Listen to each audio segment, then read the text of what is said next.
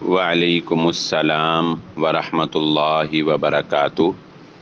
آپ نے سوال کیا ہے کہ انڈیا کا علاقہ ہے جہاں پر اذان کی آواز نہیں آتی، کیا موبائل سے اذان سننے کے بعد جو اذان کے آداب ہیں جیسا کہ جواب دینا اور درود پڑھنا ان کا اہتمام کیا جا سکتا ہے؟ دیکھیے، اگر کوئی ایسا علاقہ ہے جہاں پر مسلمانوں کی کوئی مسجد جو ہے وہ موجود نہیں ہے اور وہاں پر آپ کے گھر میں اذان کی آواز بھی نہیں آتی، اور موجودہ صورتحال کرونا وائرس کی وجہ سے اگر سختیاں ہیں کہ مسجد موجود بھی ہے لیکن وہاں پر اذان نہیں ہو رہی، نماز نہیں ہو رہی، تو ایسی صورت میں آپ موبائل کو کیوں یوز کر رہے ہیں؟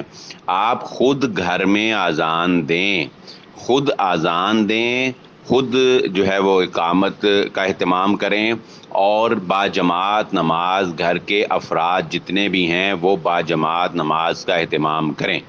بلکہ اگر گھر میں کوئی فرد بھی موجود نہیں ہے تو آپ اکیلے ہیں، مثلا آپ کہیں پر گئے ہیں، کسی فلیٹ میں ہیں، آپ اکیلے ہیں، اور آج کل جو کرونا کی وجہ سے کوارنٹائن ہو جاتے ہیں بعض لوگ، اکیلے ہیں، وہاں پر ان کو چاہیے اگر وہاں اذان کی آواز نہیں آ رہی وہاں اذان دیں اونچی آواز سے، پھر اس کے بعد جو ہے وہ اقامت کہیں، پھر اس کے بعد نماز پڑھیں۔ انشاءاللہ اللہ رب العزت ان کو پورا جماعت کا ثواب جو ہے وہ انشاءاللہ اللہ رب العزت ضرور عطا فرمائیں گے۔